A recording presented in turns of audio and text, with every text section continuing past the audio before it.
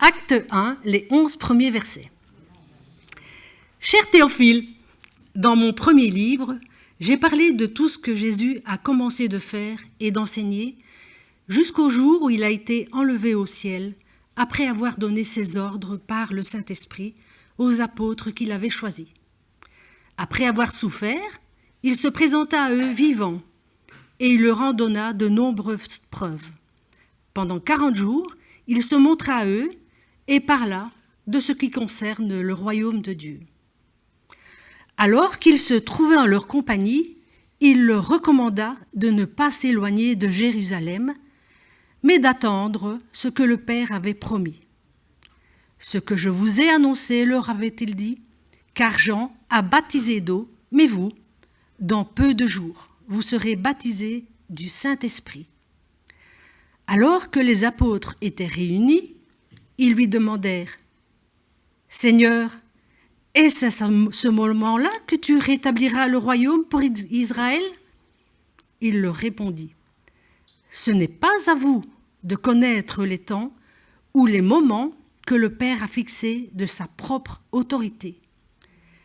Mais vous recevrez une puissance lorsque le Saint-Esprit viendra sur vous, et vous serez mes témoins à Jérusalem, dans toute la Judée, dans la Samarie et jusqu'aux extrémités de la terre. » Après avoir dit cela, il s'éleva dans les airs pendant qu'ils le regardaient, et une nuée le cacha à leurs yeux.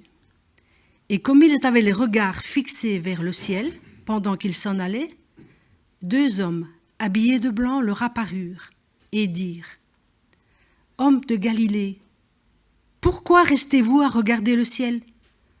Ce Jésus qui a été enlevé du ciel du milieu de vous reviendra de la même manière que vous l'avez vu aller au ciel. »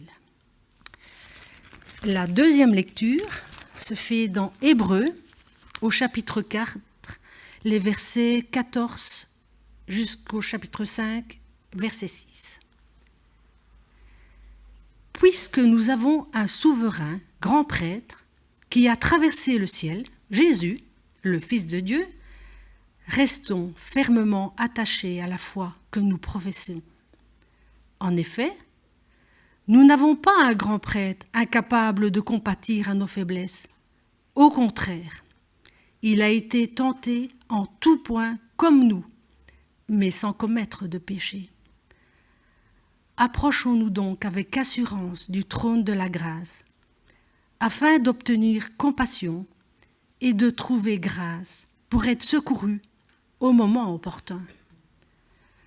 En effet, tout grand prêtre pris parmi les hommes est établi en faveur des hommes dans le service de Dieu, afin de présenter des offrandes et des sacrifices pour les péchés. Il peut avoir de la compréhension pour les personnes ignorantes et égarées, puisqu'il est lui-même aussi sujet à la faiblesse. C'est d'ailleurs à cause de cette faiblesse qu'il doit offrir des sacrifices pour ses propres péchés, aussi bien que pour ceux du peuple. Personne ne peut s'attribuer l'honneur de cette charge, à moins d'être appelé par Dieu, comme l'a été Aaron. Christ non plus ne s'est pas attribué la gloire de devenir grand prêtre. Il la tient de celui qui lui a dit « Tu es mon fils, je t'ai engendré aujourd'hui. » Il dit aussi ailleurs « Tu es prêtre pour toujours à la manière de Melchisédek. » Amen.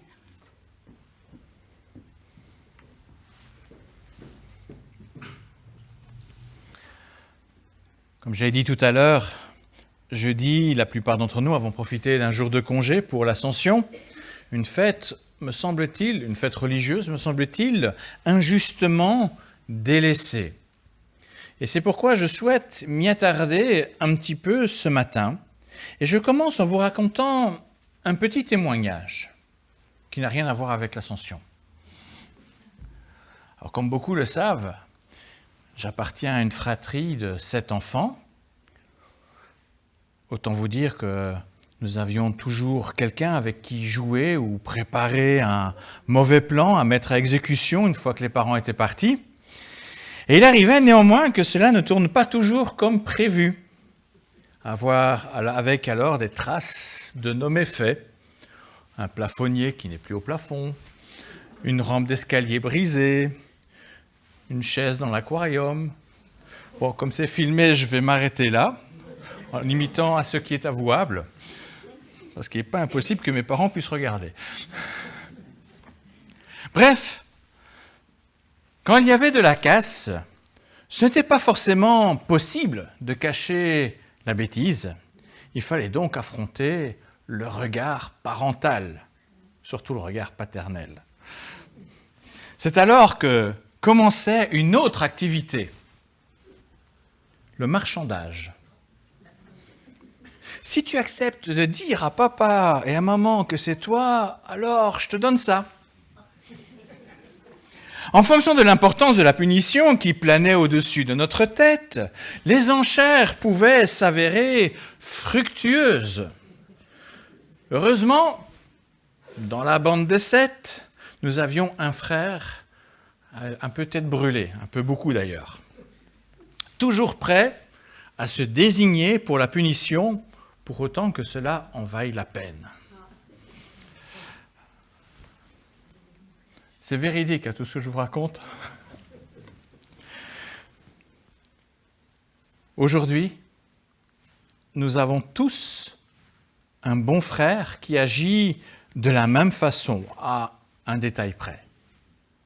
En effet, Jésus-Christ, notre frère, a pris sur lui nos fautes. Il en a assuré pour nous les conséquences, la punition méritée, de sorte que notre ardoise est désormais effacée. La différence, qui n'est en réalité pas vraiment un détail, c'est qu'il s'est proposé de prendre notre place face au Père céleste par amour et surtout sans contrepartie, par pure grâce. Mon frère, il exigeait des choses.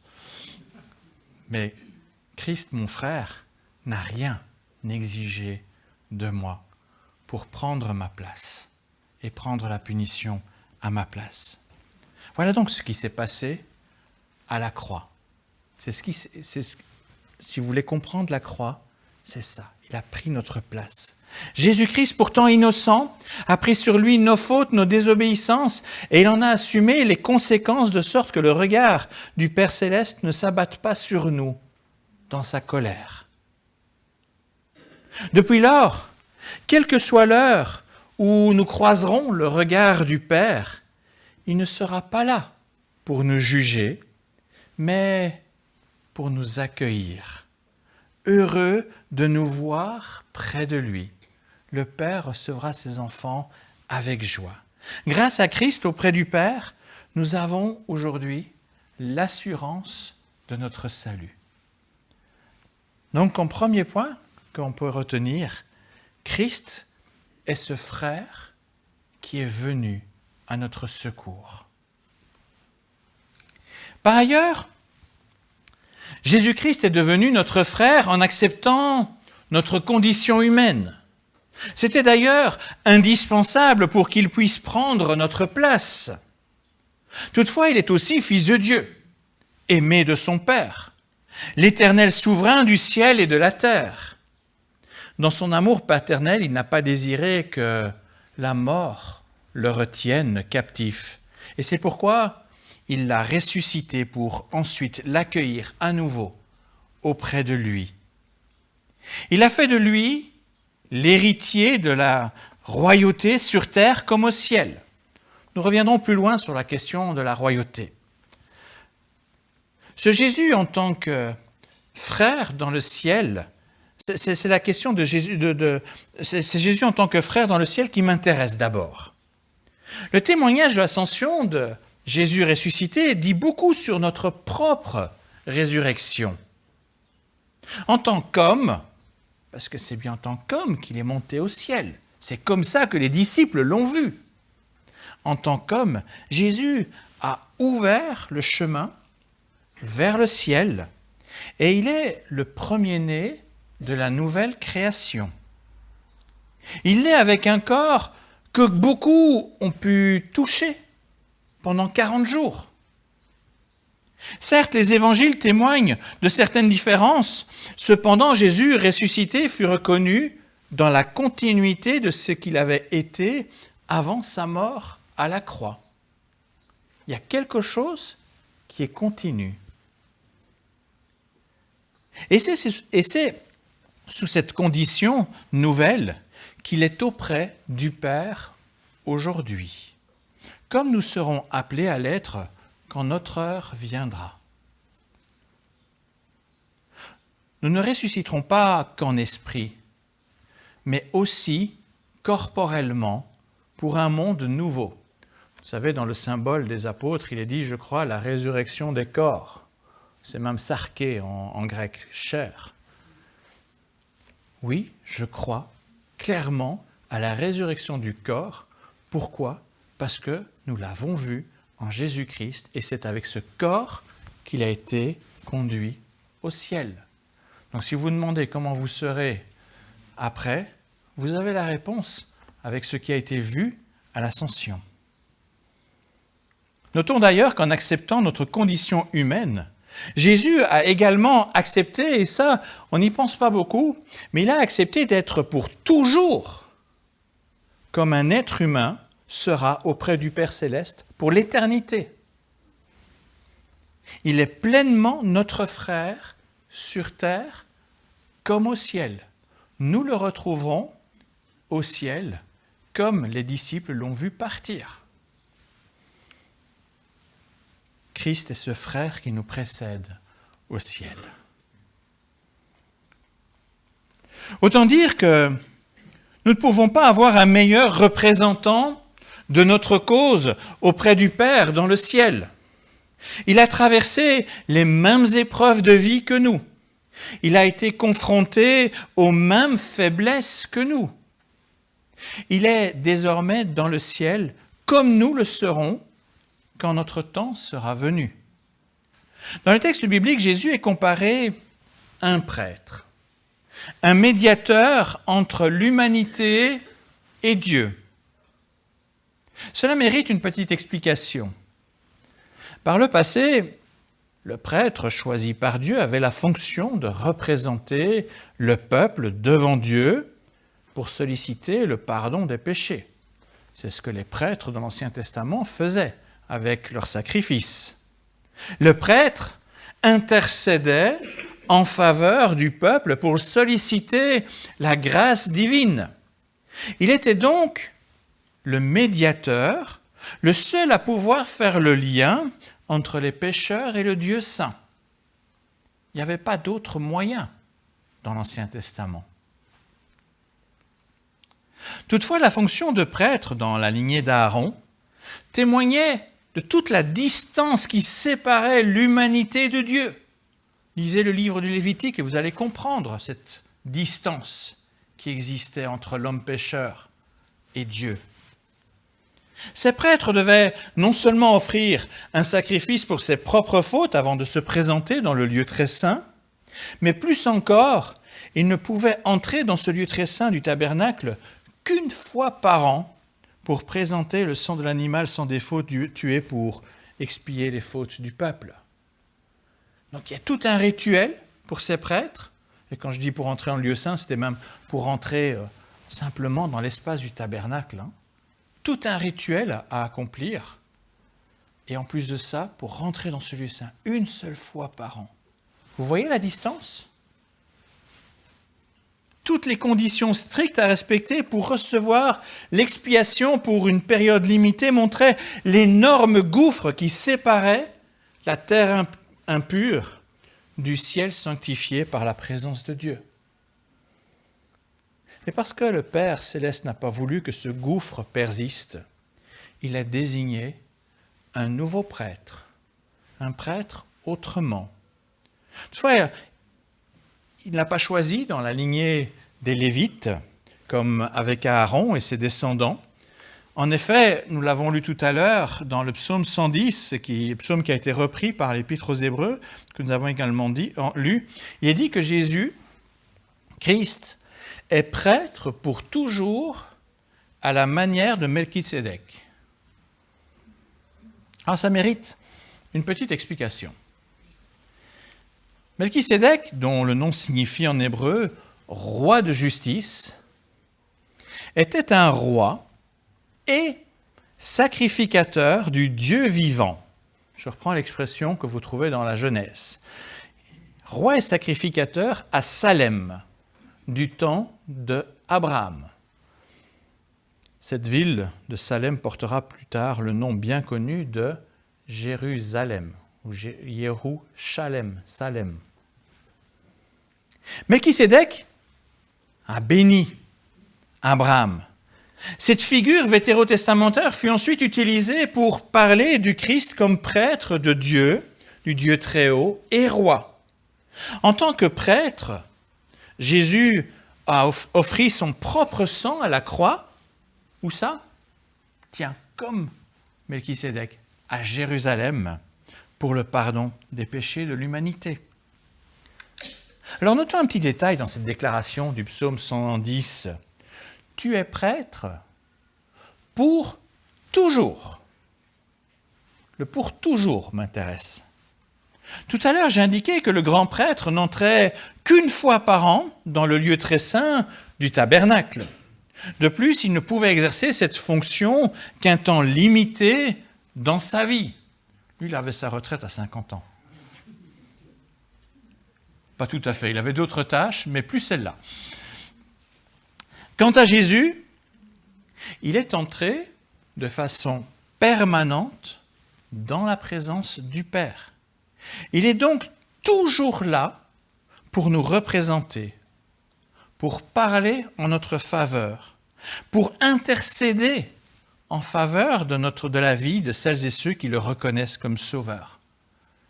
Voilà le médiateur parfait, celui qui a remplacé les autres médiateurs, les anciens prêtres. Jésus lui-même avait dit « Tout ce que vous demanderez en mon nom, je le ferai afin que la gloire du Père céleste soit révélée dans le Fils. Si vous me demandez quelque chose en mon nom, je le ferai. » En disant cela, il savait qu'il serait là, à côté du Père, pour intercéder pour nous. Dans notre vie chrétienne, il nous arrive de ressentir un éloignement de Dieu, des périodes où notre prière semble se heurter au plafond de notre chambre. Vous avez déjà ressenti ça? Moi, bien souvent. Nous nous sentons loin de Dieu à ce moment-là. Alors laissez-moi vous dire que si ce ressenti est bien réel, il ne correspond pas à la réalité, à la vérité. Christ écoute nos prières. Ce n'est pas parce qu'il y a un plafond qu'il ne les entend pas. Christ écoute nos prières, toutes nos prières. Et en permanence, ces prières sont présentées au ciel, directement au Père. C'est ça que ça veut dire quand Jésus est assis à côté du Père et qu'il intercède pour nous. Toutes nos prières sont données en permanence au Père. Il n'y a pas de délai de livraison là. Il n'y a en réalité aucun problème de distance puisque notre frère Jésus, notre représentant, est dans la présence céleste pour parler en notre faveur, quel que soit l'état de notre foi. Chez nous, ça fait ça. Mais Christ, lui, reste à côté du Père. Certes, nous ne recevons pas forcément la réponse attendue à nos prières. Ça, on est d'accord. Mais nous pouvons être certains que le Père offre la réponse la plus appropriée. Il n'est pas rare que la distance ressentie entre Dieu et nous soit davantage le reflet de la distance entre la volonté de notre cœur et la volonté de Dieu. Il y a de la résistance chez nous. Et c'est ça qui nous tient éloignés du Père. Mais quoi qu'il en soit, parce qu'il l'a promis, Christ continue à parler en notre faveur au Père.